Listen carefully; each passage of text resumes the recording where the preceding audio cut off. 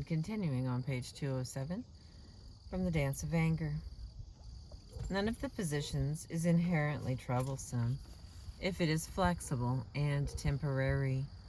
As the Kessler family illustrates, however, positions in a family triangle can become rigid and fixed. As daughters, we are frequently participating in a triangle with our mother and one other family member, our father. If our parents are legally but not emotionally divorced, this triangle may be especially intense. Our mother's mother or a sibling. As long as we take part in this triangle, our relationship with our mother is heavily influenced by her relationship with the other party, and our relationship with the other party is heavily influenced by that person's relationship with our mother. In fact, every relationship on all three sides of the triangle is influenced by the issues from another relationship. When triangles heat up, a lot of anger and stress may fly around, but salient issues do not get clarified or resolved. Remember also, triangle is not something that another person does to you. Triangles require the participation of all three parties, and any one party can get out of the triangle. That is, if you can tolerate the anxiety involved in the process. If you can do some work on an important triangle in your first family, it will not only help you with your anger, it will influence every relationship that you are in. Do you want to give it a try? The first step, as always, is observation. Here's a little picture of our triangle. That's the one we're headed to. Sharpening your observation skills. As you learn to observe your own position in a family triangle, you may want to diagram it. For example, when your mother calls and says, "Let me tell you what your brother Joe is doing now," you might participate in a triangle involving you, your mother, and your brother. When things are calm in the family, you and your mother discuss Joe's problems, position A. The relationship between your mother and Joe remains calm and distant because your mother is lowering her anxiety by talking with you rather than dealing directly with her son. The relationship between you and your mother stays calm and close as you focus attention on your brother's problems instead of identifying and addressing issues in the relationship between the two of you. Here's what that triangle looks like. When stress increases, open conflict may break out between your mother and brother. You may then take a mediating position in the triangle, trying to be helpful to each party, position 3C. You may say to your brother, "Mother really loves you." To your mother, you may advise, "I think what Joe needs from you is a firm hand. It's not that he's bad, he's just testing the limits." Your relationship with both your mother and your brother intensifies, while the conflictual side of the triangle is between your mother and brother. This is what that triangle looks like. If tensions escalate further, the triangle may shift again. Your mother may get angry at you for not seeing the truth about your brother. Joe may get angry at you for not taking his side against mother, and you may get angry at one or both of them for the way they are behaving with you or each other. All three of you are in a blaming position, and there is conflict on all sides of the triangle. And here's what that one looks like. Can you now begin to identify your own position in a key family triangle? Joe may be your father, your grandmother, your cousin, or your aunt. If you're saying, "This doesn't apply to my family," keep thinking about it. How would you respond to your mother's telephone call if your task was to move out of the triangle rather than participate in it? Close this book and get clear on what you would say before reading further. If you feel stuck and unclear, reread Chapter 8. Page 211. Detriangulating moves.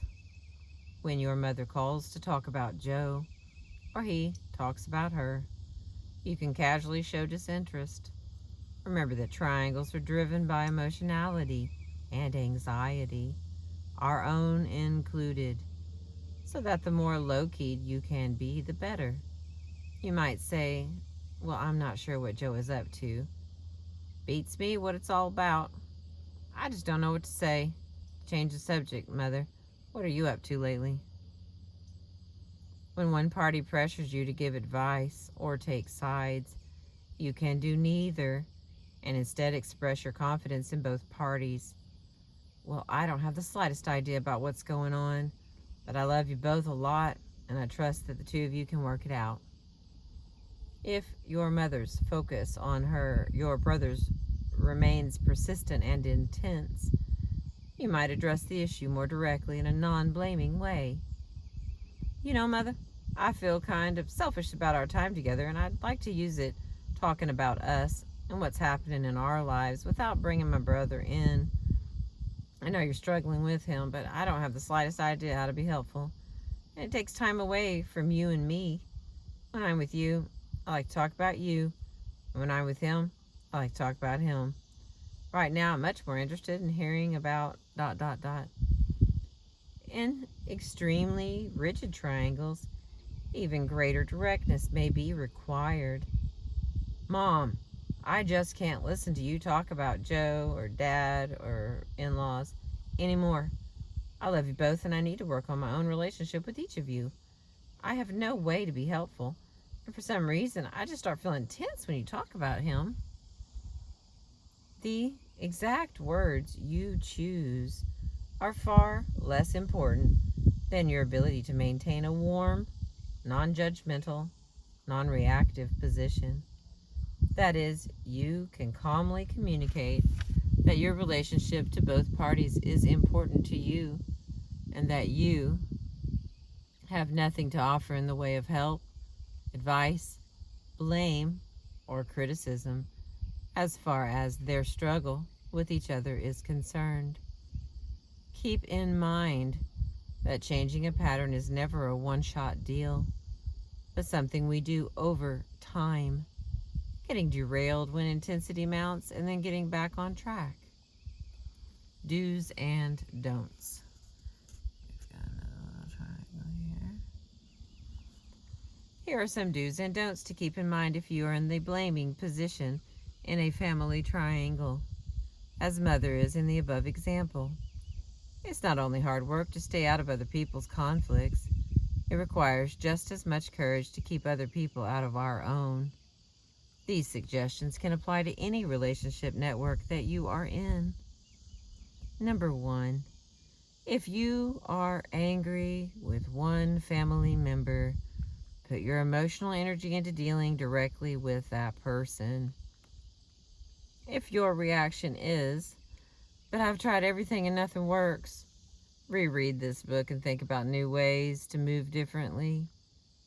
If you feel stuck in an unsatisfying relationship and you want to talk about what is wrong with the other person, talk to someone outside the immediate family who does not have a relationship with the person at whom you are angry. It can be enormously helpful to share your struggle with a close female relative who may have been through a similar experience. If you can still clear of a blaming position as you learn more about how she handled her own problem. Number 2, avoid using a child, even a grown-up one, as a marital therapist or a confidant. Do not try to protect your children by telling them what's wrong with their father, even if you are convinced that it will help them to know the truth. Children need to discover their own truths about family members by navigating their own relationships. Number 3,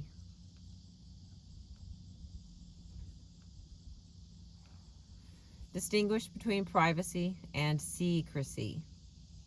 Each generation needs its privacy. Siblings need privacy from parents, and parents need privacy of their own. Secrecy, however, is a cardinal sign of a triangle when it crosses the generations. For example, don't tell your father that you had an abortion because it will upset him too much. Don't tell your sister that Dad lost his job because she'll tell the neighbors. Dad, I'm living with Alex now, but you can't tell Mom about it. We may have the loftiest motives.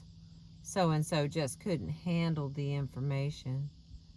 But the bottom line is that we are asking one person to be closer to us at the expense of another. If you are at the listening end of the secret-keeping business, you can let people know that there are certain secrets that you're just not comfortable keeping. Number 4, keep the lines of communication open in the family without inviting others to blame or take sides in your battles. It is fine to tell your mother or your kids, yes, Frank and I are really having a hard time in our marriage now. We have many differences and we are struggling to work them out. This is quite different from inviting a family member to be your ally or take your side. Do your best to block other family members from getting involved in your battles. If little Susie says, Daddy is just terrible to divorce you, you can say, Susie, I am feeling angry with your father now, but it's my job to work on that and not yours. Your job is to work on having the best relationship with me and with your dad that you can. All of the above are different reminders that every family member needs to have his or her own person-to-person relationship with every other family member. That is separate from your anger and your relationship issues with a particular party. You may be enraged at your ex-husband or black sheep sister, but try not to discourage other family members from having the best relationship with that person that they can. Not only will others be more sympathetic with your situation in the long run, but you will be less likely to get entrenched in a bitter position in which your anger only serves to hold the clock still. Learning about your family. Katie's story from chapter 6 is one illustration of how useful it can be, not only to share our problems with other family members, but also to solicit from them information about how they dealt with similar issues. If you didn't do so when you read about the Kesslers from chapter 7, put together your own family diagram. You'll be surprised at how many things, birth order of aunts and uncles, marriage dates, causes and dates of grandparents' deaths, that you don't know. You may also be surprised at the connections you can make if you study the diagram.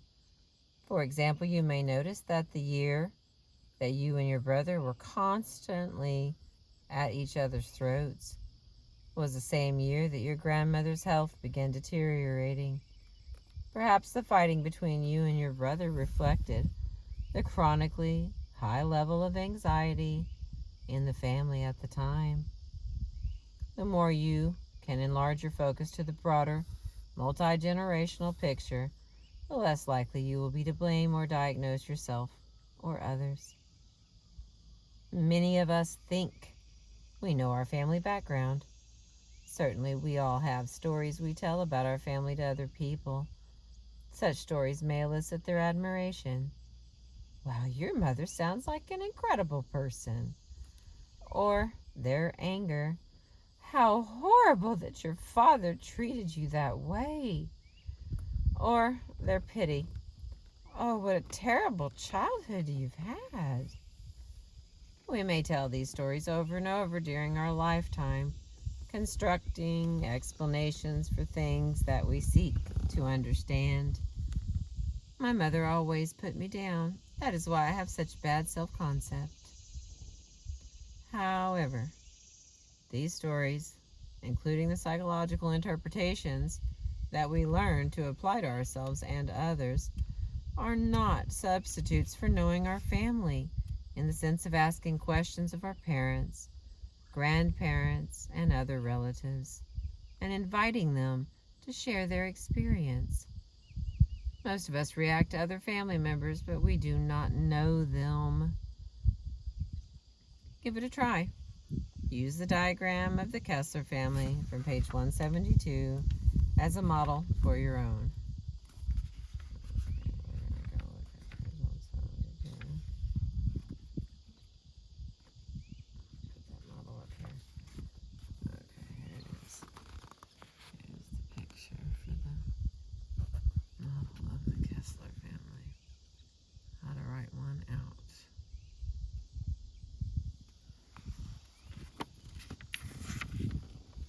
The typical amount of information on a family diagram includes the dates of birth, deaths, marriages, divorces, and illnesses, as well as the highest level of formal education and occupation for all family members, going back as many generations as you can. This may sound like a boring and tedious job, but you may be amazed at what you will learn about your own family and yourself if you go about the task, perhaps reconnecting with family members along the way to get the information.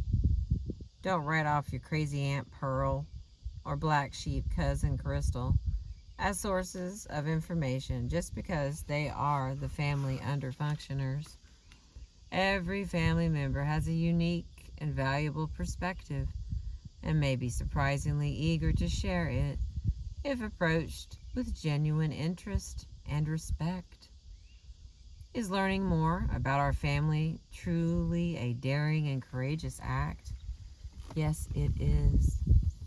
It is not easy to give up the fixed notions that we have about our family, whether we rage against one family member or place another on a pedestal, two sides of the same coin. We don't want the stuck-togetherness of our family to be befuddled by the facts about real people. In addition, we may not want to openly ask questions about taboo subjects in our family, such as our aunt's suicide or our grandfather's alcoholism. The problem is that when we are low on facts and when important issues stay underground, we are high on fantasy and emotionality, anger is included. We are more vulnerable to having intense reactions to any of the inevitable stresses that life brings and to get stuck in them. Remember that we all contain within us and act out with others family patterns and unresolved issues that are passed down from many generations. The less we know about our family history and the less we are in emotional contact with people on our family diagram, the more likely we are to repeat those patterns and behaviors that we most want to avoid. Remember the old adage, what you don't know won't hurt you. Well, research on family